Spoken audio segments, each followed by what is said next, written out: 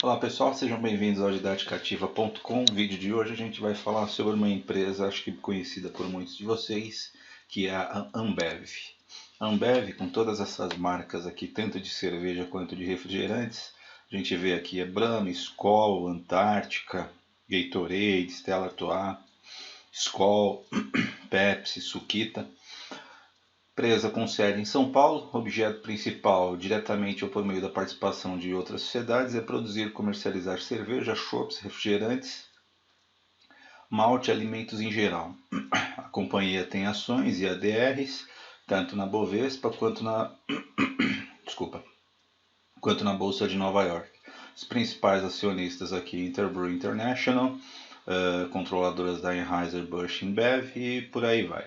Então, olhando aqui para os números, a gente começa sempre falando do DRE, demonstração do resultado do exercício.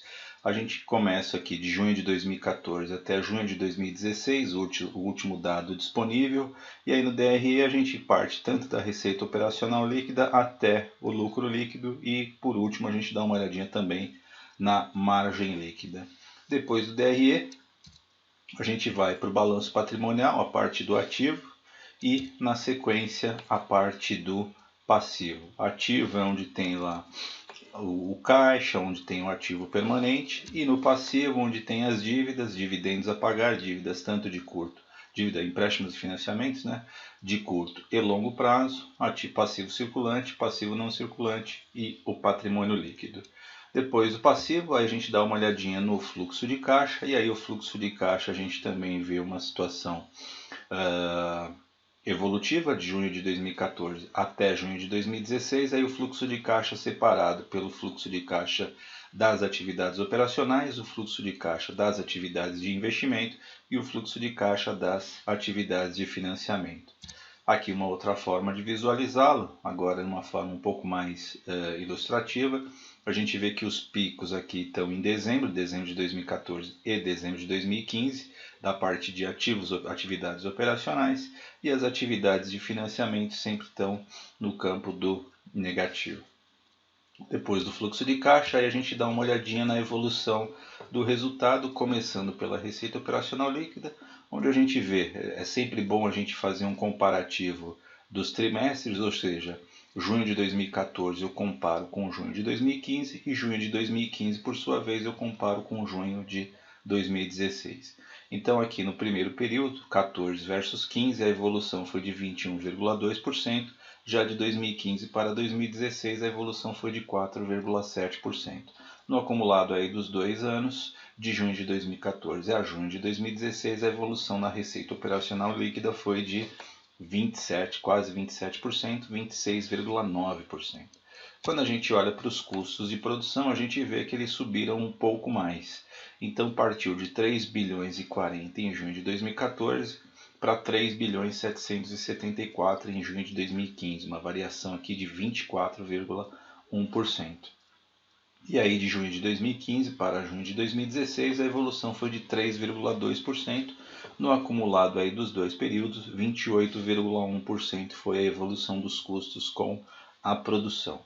Isso faz com que o lucro bruto teve uma variação aqui no acumulado dos 2 anos de 26,2%, partindo de 5 bilhões 136 em junho de 2014, chegando a 6 bilhões, quase 6 bilhões e meio de reais em 2016, em junho de 2016. 19,4% foi a variação de 2014 para 2015 e de 2015 para 2016, quase 6%. Crescimento médio ponderado aqui nos 2 anos, 12,3%, ou seja, em média cresceu 12,3% por ano. Depois disso a gente vai para o EBITDA, aí o Earnings Before Interest, Tax, Depreciation and Amortization. A gente faz uma pequena comparação onde 16,6% foi a evolução de junho de 2014 a junho de 2015. Vamos voltar um pouquinho lá na evolução. Teve uma evolução do lucro bruto de 19,4%. Então se o lucro bruto evoluiu 19,4% e o EBITDA 16,6%, significa dizer que as despesas operacionais, administrativas ou quaisquer outros movimentos aqui depois do lucro bruto cresceram muito mais do que a evolução do lucro bruto, por isso que aquela margem de 19,4 caiu para 16,6, aquela evolução de 19,4 caiu para 16,6. Aí no acumulado dos 2 anos a evolução foi de 26%. Quando a gente compara com o lucro bruto, 26,2%, ou seja, no segundo, principalmente de junho de 2014 a junho de 2015, a evolução aí das despesas foi compensada. Então, junho de 2015 a junho de 2016 teve uma evolução menor nas despesas, o que fez com que o EBITDA tivesse essa variação de 26%, quase em linha com a evolução do lucro bruto. Aí depois do EBITDA, da evolução do EBITDA, a gente faz uma comparação entre o EBITDA e o fluxo de caixa operacional. A gente já tinha falado do fluxo de caixa operacional, mas agora a gente está comparando os dois. O EBITDA, que está esse azul mais escuro, e o fluxo de caixa operacional. Vocês vejam aí a evolução desses dois itens. Depois disso a gente vai para a evolução do resultado financeiro, e aí o resultado financeiro tende a ser o efeito líquido das receitas financeiras menos as despesas financeiras. Como os itens aqui estão negativos, significa dizer que tem mais despesa financeira do que receita financeira. E aí a gente vê que a evolução foi de quase 300 milhões em junho de 2014 para um pouco menos de 900 milhões em junho de 2016. Ou seja, o resultado financeiro está com uma evolução bastante expressiva aí nesses 2 anos. Aí a gente vê, depois de todos esses efeitos, a gente vê o EBT, o Earnings Before Taxes, ou o LAIR, né, lucro antes do imposto de renda e contribuição social, uma evolução de pouco menos de 12% de 2014 para 2016 e uma queda de 2015 para 2016, e aí vocês vejam que essa queda é explicada principalmente por esse impacto aqui do resultado financeiro, mas ainda assim mostra um lucro na casa de 2 bilhões e meio entre 2014, junho de 2014 até 2,4 bilhões em junho de 2016. No acumulado dos 2 anos, uma variação negativa de quase 3% no lucro antes dos impostos. E aí depois no lucro líquido a gente vê um lucro de 2 bilhões de reais, são lucros trimestrais, ou seja, quase 2,2 bilhões em junho de 2014, teve um aumento aqui para junho de 2015 de quase 16%, e de junho de 2015 para junho de 2016 uma queda de 18,4%. No acumulado dos 2 anos, a evolução foi negativa em quase 6%, ou seja, de 2,1 bilhões de lucro em 2014, caiu para 2 bilhões, pouco mais de 2 bilhões em junho de 2016.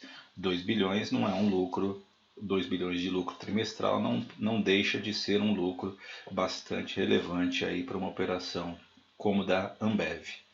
E aí a gente vê o comportamento trimestral ao longo desses 9 trimestres, a gangorra ou a montanha que é a evolução do lucro líquido, sendo que dezembro normalmente é o maior lucro e depois ele vai caindo até se recuperar para o próximo trimestre. Então o que a gente poderia esperar aqui para o próximo trimestre, setembro de 2016? Um lucro maior do que o junho de 2016, é o que mostra esse gráfico aqui.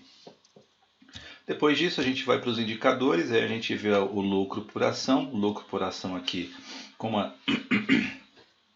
está na casa dos 50 centavos de lucro por ação, 0,55 em junho de 2014. O pico aqui está em linha com o pico do lucro líquido, 1,16 em dezembro de 2014 e aí chega em 0,52 em junho de 2016. Por outro lado, o VPA, o valor patrimonial por ação, de 2,60 em junho de 2014 para 2,82 em junho de 2016, quase em linha com o junho de 2015. Aí a gente parte para os índices de liquidez, iniciando aqui pelo liquidez imediata, depois do liquidez imediata, liquidez corrente. Os valores aqui da liquidez corrente estão um pouco abaixo de 1, mas se mantém aqui numa determinada estabilidade. Do liquidez corrente a gente vai para o liquidez seca, e aí a gente vê novamente que está abaixo de 1, que a A conceituação didática diz que deveria ser acima de 1, mas a gente vê aqui que na prática está abaixo de 1 e nem por isso é uma operação complicada. A gente viu lá atrás que o lucro dela é de 2 bilhões de reais. Depois da liquidez seca, a gente vê a liquidez geral, e aí na liquidez geral novamente um pouco abaixo de 1, e a gente vê que existe uma certa piora de 0,93 em junho de 2014, aí para 0,77. A gente vê inclusive que 0,77 é o menor valor nessa série histórica aqui desses 9 trimestres. Aí está o índice de liquidez geral. Aí a gente vê aqui todos eles juntos ao longo desses 9 trimestres, e depois do índice de liquidez a gente vai para o giro dos ativos. E aí o giro dos ativos mostra uma certa estabilidade aí entre 0,52 e 0,54, sendo que os picos aqui estão relacionados aos meses de dezembro, 0,68 em dezembro de 2014, 0,68 em dezembro de 2015.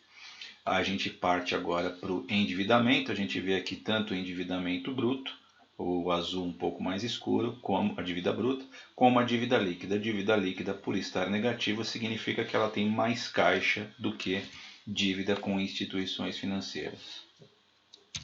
Aí a gente vai para o debt equity, estrutura de capital, a gente vê que ela está pouco endividada. Então assim, ela tem espaço, se ela quiser fazer algum tipo de manobra, ela tem espaço aí para se endividar e fazer ou novos investimentos, novas aquisições, ou mesmo distribuições aí de dividendos extraordinários. Isso do ponto de vista de estrutura de capital, dívida bruta e capital próprio ou patrimônio líquido. Aí depois a gente entra agora, por último, nos índices de rentabilidade. O primeiro deles é o ROA, o Return on Assets, ou retorno sobre ativo total. E aí a gente vê que de 13,7% em junho de 2014 caiu para 10,4% em junho de 2016, sendo que o pico aqui foi 26,4% em dezembro de 2014. Isso aqui está vinculado ao lucro ou o resultado das operações que a gente já tinha visto nos slides anteriores.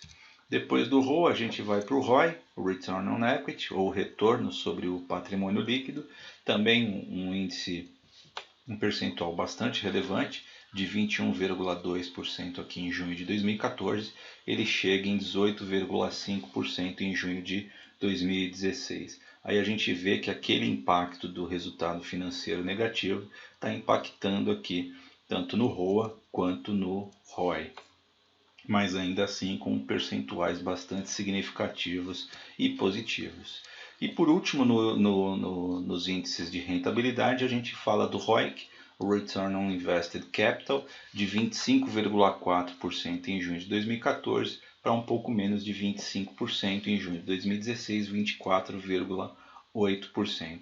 E aí vocês vejam que é como a gente está falando aqui de resultados trimestrais, esses resultados aqui de dezembro eles estão em linha, esses percentuais aqui de ROIC em dezembro eles estão em linha com os resultados apurados que a gente já viu nos slides anteriores em dezembro, ou seja, dezembro é o pico do resultado para a operação da Ambev. Depois do ROIC, aqui o percentual, a gente dá uma olhada por último no capital investido. Esse capital investido aqui, ele é um somatório do ativo permanente mais o capital de giro. E aí o capital de giro a gente exclui aí caixa, a gente exclui dividendos a pagar e a gente exclui dívida, ou seja, é basicamente o capital investido na operação da empresa, que partiu de 39 bilhões de reais em junho de 2014 para 48 bilhões de reais em junho de 2016, ou seja, a Ambev tem uma operação saudável, lucro trimestral na casa dos 2 bilhões e continua investindo, isso a gente vê pelo total de capital investido aqui na apuração do ROIC. Por último, a gente dá uma olhadinha aqui no último quadro, o quadro resumo com todos os indicadores que a gente mostrou ao longo dessa apresentação. E é isso, pessoal. Espero que vocês tenham curtido, espero que vocês tenham gostado e a gente se vê nos próximos vídeos. Até mais!